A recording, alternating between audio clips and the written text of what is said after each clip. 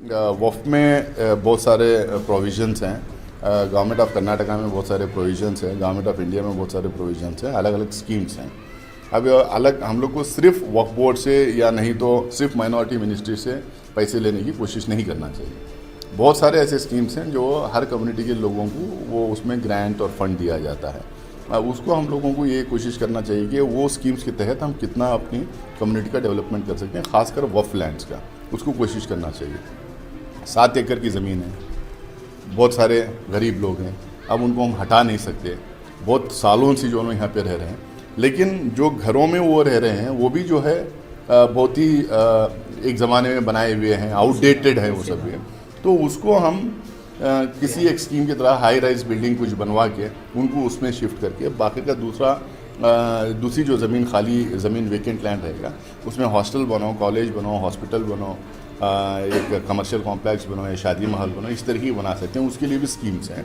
मेरी बातचीत भी है यतीम खाने के कमेटी के मेंबर्स के साथ। इंशाल्लाह वो लोग बेंगलोर कुछ दिनों में आएंगे और प्रोजेक्ट रिपोर्ट्स वगैरह बनाएंगे और इंशाल्लाह इसमें जितना भी इसमें हम लोग फ़ायदा सिर्फ इस यतीम खाने की कमेटी के लिए नहीं, लेकिन कौम को भी, गुलबर्गा की कम्युनिटी के लिए भी जो फ़ायदा पहुंचा सकते हैं, उसको लेके हम आगे डिस्कशन करके आगे बढ़ें। हमारे नासिर हुसैन साहब जो राज्यसभा मेंबर हैं, साथ ही साथ वो कर्नाटका स्टेट बोर्ड ऑफ औकाफ के भी मेंबर हैं।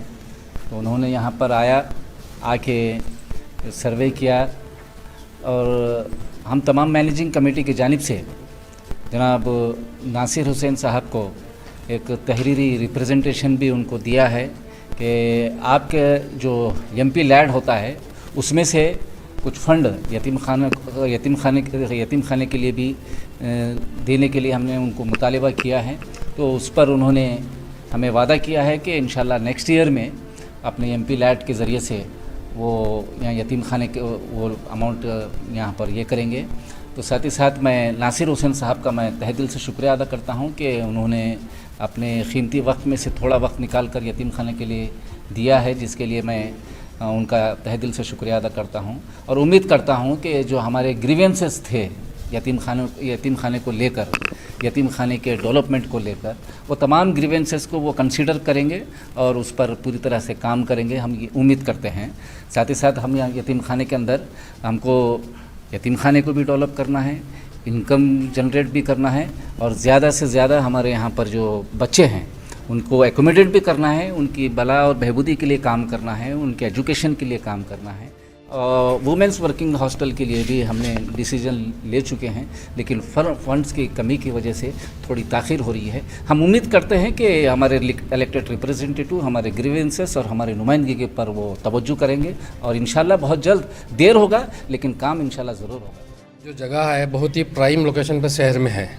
कमेटी ने इसको डेवलपमेंट करने के लिए पूरा एक मास्टर प्लान तैयार किया है। उसी सिलसिले में मुख्तलिफ पॉलिटिशियंस से और लीडरान से मुलाकात की जा रही है ताकि फ़ंड्स इकट्ठे किए जाएँ, उस प्लान को अमली जामा पहनाया जाए।